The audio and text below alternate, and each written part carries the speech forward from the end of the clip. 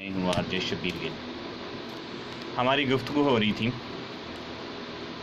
درد قسطوں میں کیوں نہیں ملتا، یہ مسلسل تو مار ڈالے گا۔ درد قسطوں میں کیوں نہیں ملتا، یہ تسلسل تو مار ڈالے گا۔ آپ جب لفظوں کا تناؤ کرتے ہیں تو آپ ان کے ساتھ ان کو رویے بھی دیتے ہیں۔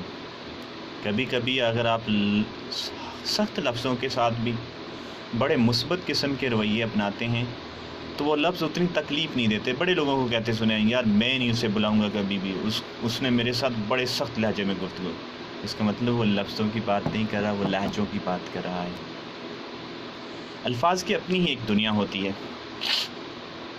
ہر لفظ ذمہ داری نبھاتا ہے۔ کچھ لفظ حکومت کرنے کے لیے ہوتے ہیں، وہ دلوں پہ راج کرتے ہیں۔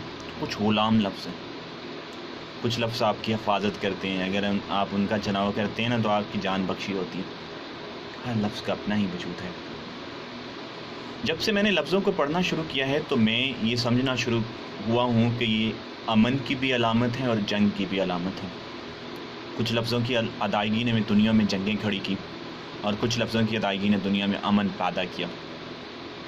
اگر لفظوں کے دانت ہوتے کہ لوگوں کو کاٹ لیتے، اگر ان کی زبان ہوتی تو یہ نوچ ڈالتے لوگوں کو، اگر ان کے ہاتھ ہوتے تو یہ لوگوں کے گریبان پھاڑ دیتے، ان کے پاؤں ہوتے تو لوگوں کو ٹھوکریں مار مار کے لوگوں کو مار دیتے۔ اگر آپ لفظوں کو اسلحہ دیتے تو یہ پوری دنیا ختم کر کے رکھ دیتے۔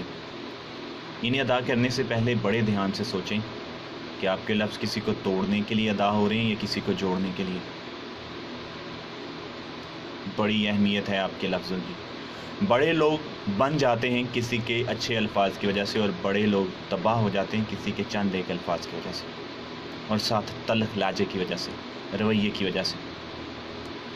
آپ اپنے لفظوں کے بادشاہ ہیں۔ آپ کے لفظ آپ کی رعایا ہیں اور آپ ان کے ذمہ دار ہیں۔ آپ کو کسی دن ایک بڑے بادشاہ کے دربار میں کھڑے ہو کے جواب دینا ہے۔ اس لیے اپنے لفظوں کا انتخاب کرتے ہوئے بہت احتیاط کریں۔ آپ کسی بھی ذمہ داری پہ کھڑے ہیں، آپ کسی بھی عہدے پہ، کسی بھی اسٹیٹس پہ ہیں، تو اتنے اپنے اندر کے غصے اور کمزوری کو باہر نہ لائیں کہ کسی کی زندگی ٹوٹ جائے، کسی کی امید ختم ہو جائے، کوئی مطلب نہ جینے کا ارادہ کرے۔